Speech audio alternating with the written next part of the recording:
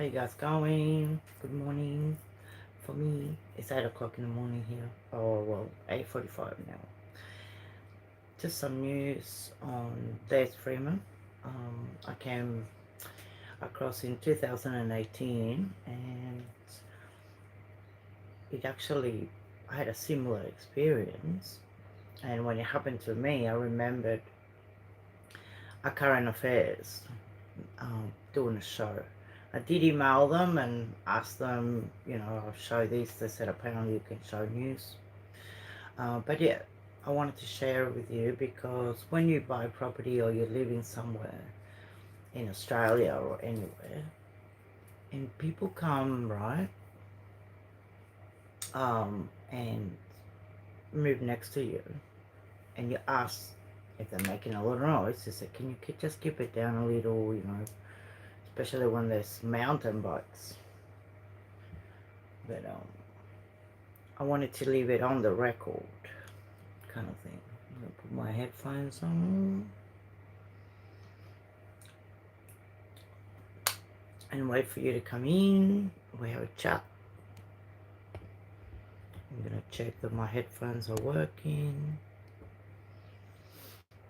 So yeah, I mean, the main thing is that people respect your place. We're in very dense populated areas, and you got to share the space that you live with probably 1,500 people around you. I think it's important to be respectful, But the main thing is to probably when someone approaches you, that you can, if it's something that you can do, just turn the volume of the music down, or if someone's asking you, look, can you please not ride your cars and your motorbikes, like lunatics around the neighborhood. So yeah, that's basically the topic. So what happens is there's Dez Freeman. He's accused of having had to do, unalive 2 police officers, and one survived but had to have operations on, but he's alright at the moment. So he's gone on the run. It's been over 2 weeks and they don't know where Dez Freeman is.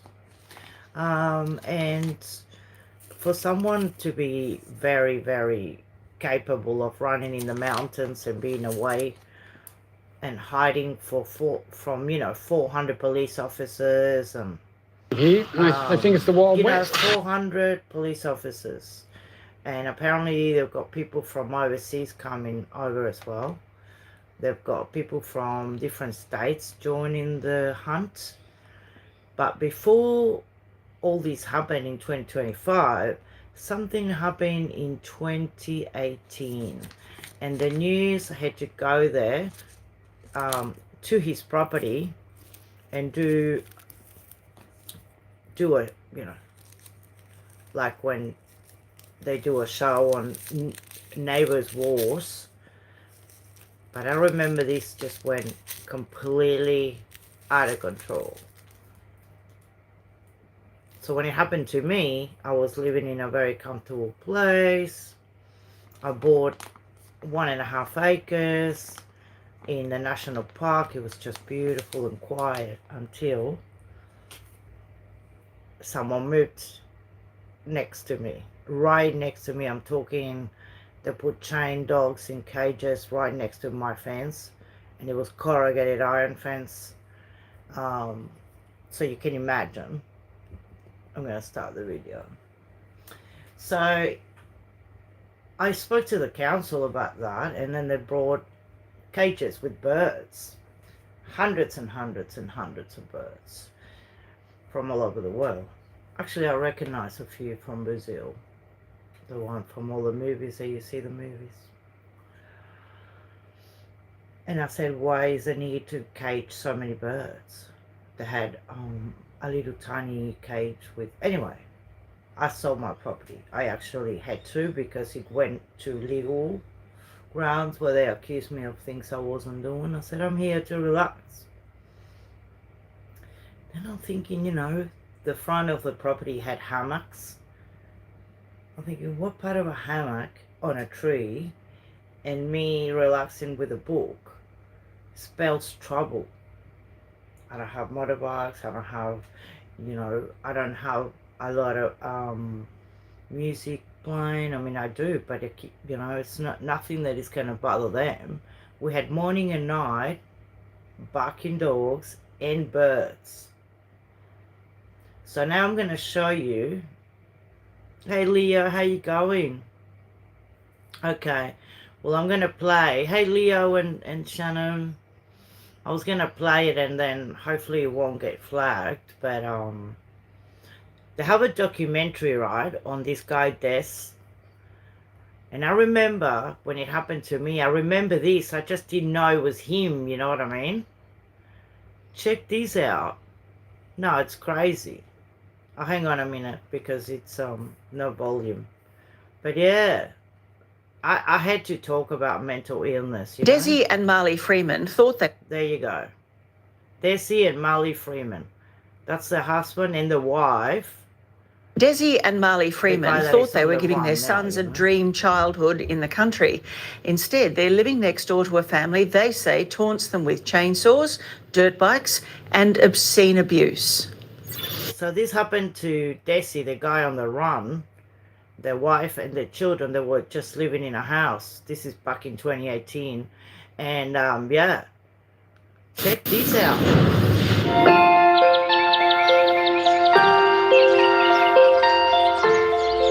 Marley, why did you come to live out here? Look around you. The mountains, Mount Buffalo Day, fields are green. The air is so fresh. You can hear the birds. Perfect paradise. And it's so peaceful. Well, it was. Sadly. We're the Bogans from Buffalo. Their target, a family of 4. Bullying us. They're draining us. And that's the tactics of bullies is they drain you. They wear you out. Desi and Marley Freeman live in the shadows of Mount Buffalo with their children, Koa and Kenai. Over there, a short profanity away, are the Zaccutellis, Father Rosario, his wife and their teenage sons. These dirt bike ferals move here and they think it's the Wild West. In fact, it's the wild northeast on Victoria's snow line. High country, low behaviour. Get behind the tree, ugly. The Freemans versus the Zaccutellis erupted 5 years ago. Desi says after they complained about stunts like this. Seems hell hath no fury like a Zaccutelli scorned. Rosario, or Czar as he's known in these parts, leads the charge. Deal with your wife, mate. She's the only way to work. Dirt bike ferals and a mouth to match. See that? Take a photo of that. It's aggressive, vile, intimidating, and the Freemans say frightening. All we wanted is peace. That's all we wanted, peace. What is their reputation? Tough guys. These are tough guys. And that really intimidates me. And my kids. That's the main thing, the kids. How are the kids affected? Oh, look, it's been hell. They don't even want to come outside anymore to play. So that's the guy that is now on the run. And I'm thinking, I mean, that's horrible, to go through that. And some people crack, some people's mental health is not, anyway, continue. Because they're scared as well. Neighbours working together? Seriously, around here, that's got to be the joke of the century. It started with trail bikes. Then torrents of abuse. Intimidation with a chainsaw.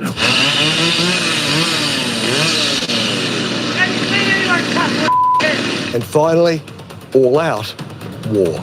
It is full-out war, and they are the instigators of it.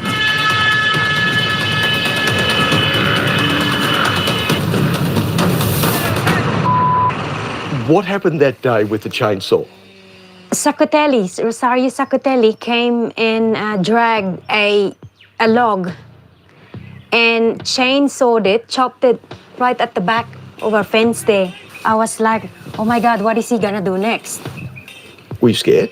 I was really scared. But tough guy Zar isn't done. He came, he saw, and then he intimidates the defenceless Marley with disgusting abuse.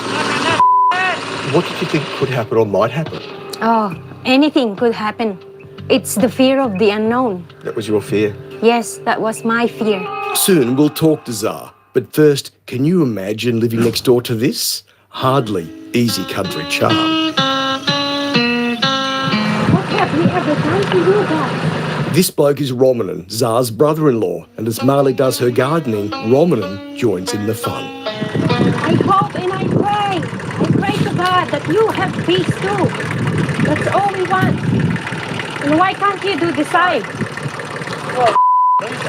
Life here in the high country was meant to be simple for the family. Then simple came to life. There's a famous quote, nobody appreciates deliverance like those who've nearly been destroyed. And the Freemans say that is them.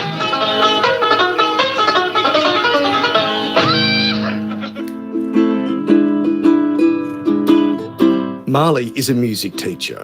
Locals in nearby Myrtleford say she's renowned for her talent and kindness and peaceful nature. Yeah, well, Marley and her family are all very kind, very beautiful people, and it's amazing that anybody's treated like that. Marley teaches music to David Hogg's grandchildren. He's lived here all his life and says he's never seen anything like this. I felt angry, and I felt really sad that this has come to our town. It was a shock to see it. It's just appalling behaviour. And I don't think a community or anyone should put up with that.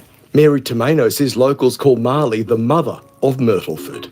She's just a lovely soul, a lovely person. I mean, she was saying, what have we done to you? Which is a fair enough question.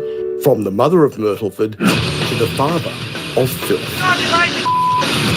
From a motorbike to a tractor, the indecency continues. Oh, and here comes Chainsaw Charlie right now. Hey, imagine how these neighbors are feeling now that they know that this guy went and did what he did to the coppers and he's on the run, and the whole state of Victoria and other states and people from overseas are coming to find him. Imagine the neighbors, like, he sounds very quiet there, like they went through the right avenue. In his Nissan Navara. So much to say. So let's hear it. Hi. We're from Channel 9. We're doing a story about this couple here. Yeah, I know. Can we talk to you? Zar? Can we talk to you, Zar?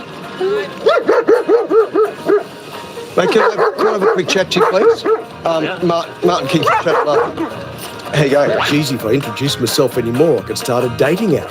Come on, tough guy, give us some love. The people in here have complained about you with the chainsaw. Oh, can you ask your wife? Can you ask your wife to let you talk? Oh, jeez.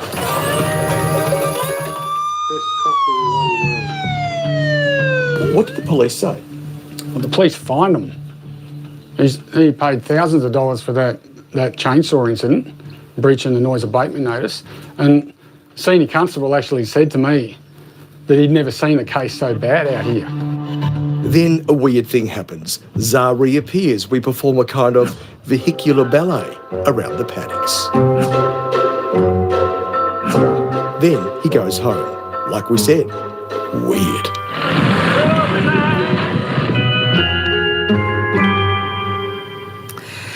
Desi and Marley are now leaving the property they've called home for the past 6 years, so the Sacutellis will have new neighbours soon, and that'll be fun for everyone.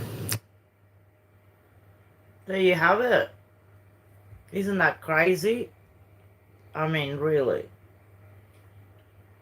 It's insane, right? So you're driving around, my Shannon. Well, it's pretty early here, but this has been bothering me. Power up your racing bets with It's been just bothering me. Because how is this story, right, from 2018 and now we're in 2025 and these guys wanted.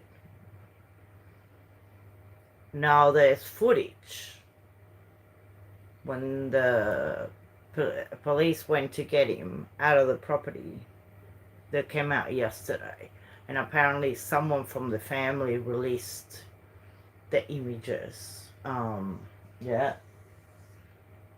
they're pretty powerful, and the police were saying that they didn't release it.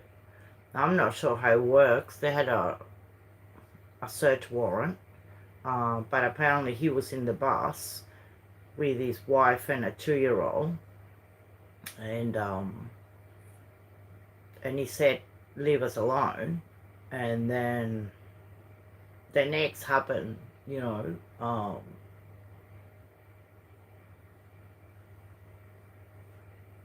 It's pretty incredible to see something like this, you know. So yeah, I don't know, I just wanted to see, you know. Well, the thing is, Leo, that family that you just saw happening to, that's Dez Freeman, the guy on the run for getting the 2 police officers. And there's actually news that came out, yeah, just showing, you know, when the coppers went in. The police, I don't think, liked when they show the images, which is fair enough, you know. But yeah, no, it's pretty, I'll show you this.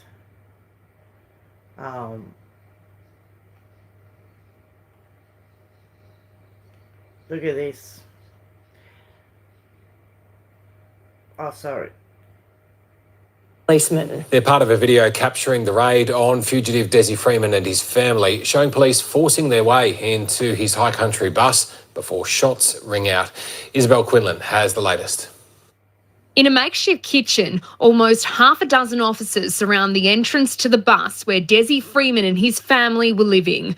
Crowbar in hand, an officer appears to be trying to pry the door open as Freeman reportedly barricades himself inside with his wife Marley and 2-year-old son. These images, taken from a video, are the chilling moments leading up to the fatal shooting of 2 officers and the injuring of another 2 weeks ago. It's not body-worn camera footage. The footage that has been published this morning is from a member of the family of Dez Freeman. It was around 10:30 when 10 officers attended Freeman's Popunka property, attempting to execute a warrant over child sex abuse allegations. Police were heard trying to negotiate with Freeman to exit peacefully, while he is understood to have been shouting, "Leave us alone." It is both distressing and disappointing. I can only imagine the impact that's had on the family of Neil and Vadim and the colleagues who were present, and also the broader Victoria Police and law enforcement across Australia. The gunman fled into the bush and has been on the run now for 16 days. Today, Senior Constable Vadim Devat-Hotar's loved ones touched down at the command centre, seeing firsthand the work that's being done to bring the man accused of killing their son to justice. It's a very distressing time for them, very emotional. I think it was an opportunity for them to really understand the enormity of the task we've got at hand. While police have been targeting their searches to these hills and the properties that surround it, with no confirmed sightings of the fugitive, they're not ruling anything out, conceding he may have fled across the border or potentially died in the bush. We can't walk away when we have a man that's killed 2 of our members and shot a 3rd. All right, we'll go live now to Isabel Quinlan in Port Bunker for us tonight. Izzy, police say overseas agencies are now helping with this search.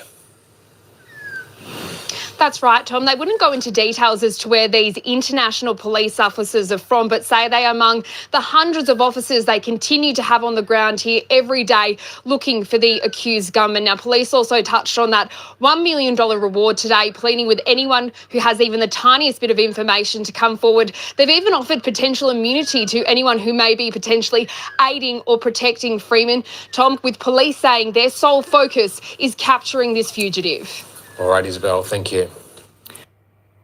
So, you Doorbuster deals are on now. Get in quick. It's just the same person on the video, you know, before that. I mean, there's a lot of theories. And you see this one here when the son speaks out as well. He speaks judge, really well. a juror, like I was watching, an execution. They're talking about... You just can't appoint yourself judge, a juror, an executioner. Police are now getting desperate and have offered a $1 million reward. It's dangerous thinking because you can fulfill your own prophecy, can't you? The search for Dez Freeman has now entered its 16th day. I'm Jonica Bray and I'm a journalist for the Daily Mail. This is the latest on the Dez Freeman shooting. On Monday, Daily Mail spoke to his son, Koa. He said that his father could already be laying dead. I've just accepted the worst, that's it, he told Daily Mail. I'm doing regular going about work and stuff and taking my mind off it.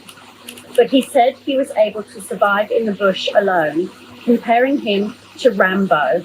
I'm not sure if you've ever seen the movie Rambo, especially the first Rambo movie. It's like that, but 10 times capacity. Desmond Freeman is armed and dangerous and presents, as I said, a significant risk to the community. Police are now getting desperate and have offered a $1 million reward for anyone with information leading to Dez's safe capture. As I said, we've had over 1,000 tips since this. So, it's crazy. I don't think he's a danger to anyone but the cops, you know. He just wants the cops. I don't think he's a danger to anybody. I mean, they burst into his bus with the wife and the 2-year-old with guns drawn and... Horrendous crime was committed, and since Saturday we've had nearly 200 tips come through, and as I said, we are following each and every one of those tips down, and I would appeal again to the community to keep those tips coming. We only need the one tip that will result in the capture of Desmond Freeman. I have seen the video of the deadly ambush where Dez Freeman allegedly shot 2 police officers. That ambush happened just over here. See if you can at see his that. Corapunka property where he was living in his bus with his wife and children. This manhunt is incredibly difficult because Dez Freeman has climbed and known these mountains for decades. That paired with extreme weather conditions, with temperatures dipping below freezing, he is a formidable force. We also heard from Dez's priest over the weekend. My name's Father Tony Shalhoub. I'm the pastor here, as well as in Murdoch, mainly this valley. Yeah, Desi would come with his family every Sunday. He's general to me. He was I thought gentleman. His love of his family was strong. He was part of the community. That particular Sunday, I just sensed it, and I didn't know a reason, but I sensed that he was just seemed a little agitated. He was jagged in his movements and walking quite quickly, whereas he'd usually just stay around and chat to people, but not that Sunday. I'd never heard of the sovereign citizens until all of this. I knew there was protest arising from the COVID times, And that I knew there were anti-vaxxers. I didn't know it was such an organised group as such. And I didn't know he belonged to that. The only hint I got of his sense of conspiracy or apocalyptic thinking was when the last Pope died, that was Pope Francis, he said to me, "We're into dangerous times." And I said, "Why?" He said, the next Pope, it could be the Antichrist. I said, "I'll get over it, Desi." Well, there's conspiracy theories around it. It's just so a certain number of popes, then the Antichrist in second coming. But again, it's distorted thinking. It's dangerous thinking because you can fulfill your own prophecy, can't you? But you can't. You just can't appoint yourself judge, a juror, an executioner all in one. That exists within a society. Thank God we don't believe in capital punishment. But in trying to arrest a magistrate, he became the magistrate, the judge. And through his views and the views that were fed by different factional groups and conspiracy theorists, he formed his judgments from that, became the juror. And eventually he became the executioner. Tragically, we also had the funeral of slain cop Neil Thompson. His partner gave a moving tribute at his funeral. Neil was an incredible man with whom I was privileged to build a life, a partnership and a family.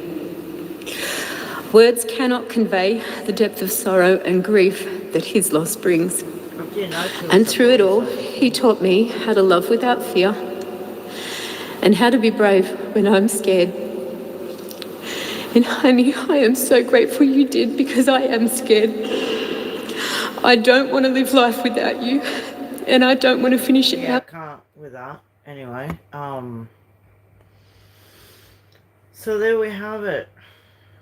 As sad as it is, I think that, somebody can crack what happened to him with the property and the neighbors, and, they were there for, they went to court, and I don't know whether the court did anything. I think they just got a fine for the chainsaw.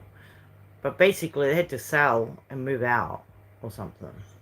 I mean, how is the law not protecting every individual person that lives somewhere? I mean, we all live in a society, right? And if a neighbor comes out and is threatening, how is that, not someone or the cops saying, look, you can't do that, or, give a fine to appear in court and put up your case, or, it just all gets dismissed, there's crime, gets dismissed, there's all this, gets dismissed. But I understand that two people are no longer with us, but there's a lot of people that have lost their lives to horrendous situations.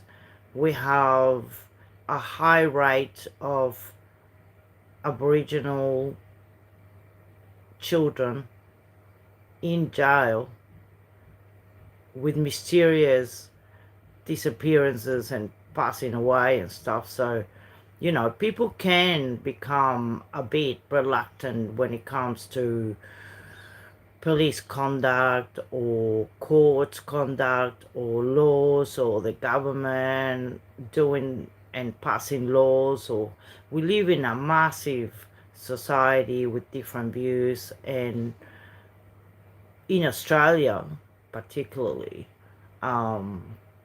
there's people from all over the world with different views, so long you're not harming anyone. But I think if someone comes into your place,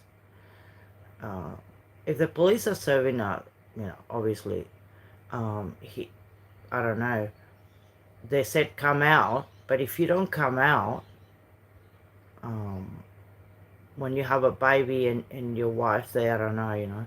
I mean, he just went all Western, you know, and apparently he shot through the door and one through the window. Pardon me. But, yeah, I find it difficult to understand, you know,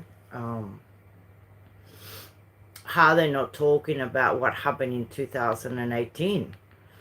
Why they're calling him a sovereign citizen. Why they're not talking about the allegations that went there for.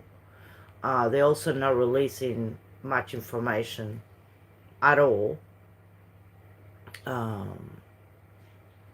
about what happened, you know, when they went in there.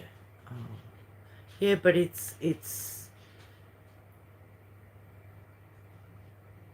just something that I think that we need to talk about, is mental health, and how he was supposed to go to an appointment apparently that day to see a psychologist or to get help.